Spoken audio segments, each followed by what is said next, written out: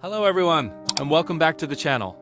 Today we're journeying back in time to ancient China to uncover the incredible story of how one of the most well-preserved ancient cities was built, Pingyao. It's not just a collection of old buildings. It's a living museum, a testament to centuries of architectural genius and strategic thinking. So how did this magnificent walled city come to be? Let's dig in and find out. Our story begins over 2,700 years ago, during the Western Zhou dynasty. Originally, Pingyao wasn't the grand fortress we see today. It started as a much simpler, smaller settlement. The first walls were likely made of rammed earth, a common and effective building technique back then. Imagine workers, layer by layer, compacting soil, sand and clay inside wooden frames.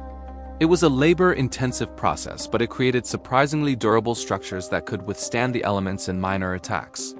This early version of Pingyao was primarily for basic defense, a safe haven for the local population.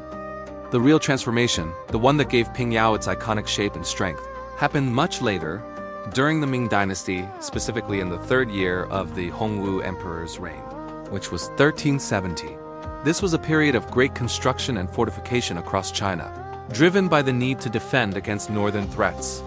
Emperor Zhu Yuanzhang ordered a massive expansion and reinforcement of city walls throughout his empire, and Pingyao was a key part of this grand defensive strategy. This is where the rammed earth core got its serious upgrade. The Ming engineers didn't just rebuild. They encased the old earthen walls in a formidable shell of gray bricks and stone. This wasn't just for looks. The brick and stone outer layer provided vastly superior protection against more advanced siege weaponry, like cannons, which were becoming more common. The scale of this project was immense. Millions of bricks were fired in local kilns and massive stones were quarried and transported to the site. Think about the logistics of that in the 14th century, without modern machinery. It was all done with human and animal power, a truly monumental undertaking that would have involved thousands of laborers, artisans, and soldiers. Let's talk about the design because it's absolutely brilliant. The city wall of Pingyao isn't just a simple circle. It's a slightly irregular square, stretching about 6.4 kilometers in circumference. Why this shape? It's often said to resemble a tortoise when viewed from above. In Chinese culture, the tortoise is a symbol of longevity and stability, so the design itself was a prayer for the city's endurance. This tortoise city layout is incredibly symbolic. The south gate is the head, with two wells just outside representing the tortoise's eyes. The north gate is the tail, the lowest point in the city, and it served as the main drainage outlet. The east and west gates, two on each side, represent the tortoise's legs. This wasn't just whimsical. It was deeply integrated with feng shui principles, designed to create a harmonious and prosperous environment for the people living inside. Now, let's get into the defensive features because this is where the genius really shines. The wall itself is a beast.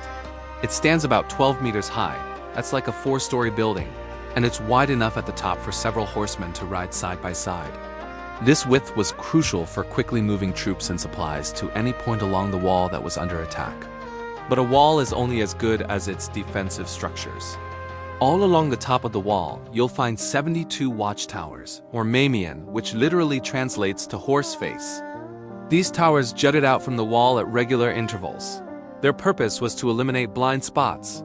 Defenders standing on these towers could fire arrows or drop projectiles on enemies trying to scale the wall directly below them, creating a deadly crossfire. It's said that the 72 towers represent the 72 disciples of Confucius. It's said that the 72 towers represent the 72 disciples of Confucius. Another layer of cultural symbolism woven into the military architecture. Then you have the battlements. There are over 3,000 of them lining the top of the wall. These crenellated structures provided cover for archers and soldiers, allowing them to shoot at the enemy while being protected themselves. Again, the number 3,000 is said to represent the number of Confucius's students. You can see how deeply culture, philosophy, and military strategy were intertwined in the construction.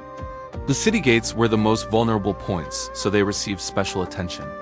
Pingyao has 6 main gates, and each one is a fortress in itself. They weren't just simple openings in the wall. Each gate was protected by a barbican, which is an outer, semicircular defensive wall. An invading army would first have to breach the barbican gate. Once inside, they would be trapped in an enclosed courtyard, a kill zone completely exposed to attacks from defenders on the main city wall and the Barbican Wall. This design made a direct assault on the gates almost suicidal, and it doesn't stop there. Surrounding the entire city was a deep, wide moat. The moat, which was 4 meters deep and 4 meters wide, added another significant obstacle for any attacking force. The combination of the high wall, the watchtowers, the barbicans, and the moat made Pingyao an incredibly tough nut to crack. So we have the shell, the Great Wall, but what about the city inside? The construction of Pingyao wasn't just about the walls. It was about creating a functional, organized urban center. The city's internal layout is a classic example of traditional Han Chinese urban planning. A central axis runs through the city, with the main streets forming a grid pattern. The South Street was the main commercial artery, the Wall Street of its day. During the Qing dynasty, Pingyao became a major financial center for the entire country. The first draft bank, or Rishincheng, was established here, revolutionizing finance in China. The construction of the grand courtyard houses, banks, and shops along these streets reflected the city's growing wealth and importance. These buildings were constructed with timber frames, gray bricks, and ornate tiled roofs. Skilled craftsmen carved intricate designs into the wooden beams, window lattice, and eaves. The layout of the traditional courtyard homes, or siheyuan, was also carefully planned. They were designed to be private, secure, and oriented according to feng shui principles to maximize sunlight and positive energy flow. Building the city inside the walls was a continuous process that evolved over centuries as Pingyao grew from a military outpost into a bustling financial and cultural hub. What's truly remarkable is how well it has all survived. While many other ancient Chinese cities had their walls torn down in the 20th century to make way for modernization, Pingyao's walls remained largely intact. This was partly due to its relative economic decline, which ironically preserved its historical fabric. In the 1980s, the Chinese government and international organizations like UNESCO recognized its immense value. Major restoration efforts began, but the philosophy was to preserve, not to rebuild.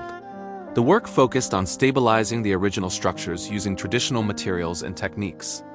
Craftsmen who still held the ancient knowledge of brickmaking and masonry were brought in to ensure the repairs were authentic. So the process of building Pingyao was not a single event, but a multi-stage evolution spanning over 2 millennia.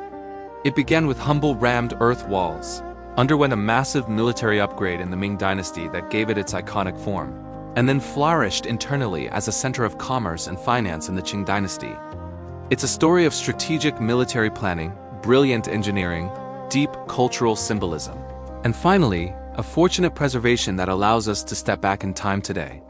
When you walk on those wide stone-paved ramparts, you are treading the same path as Ming Dynasty soldiers, feeling the history in every brick and stone. It stands today as a masterpiece of human creative genius, a legacy built to last for eternity.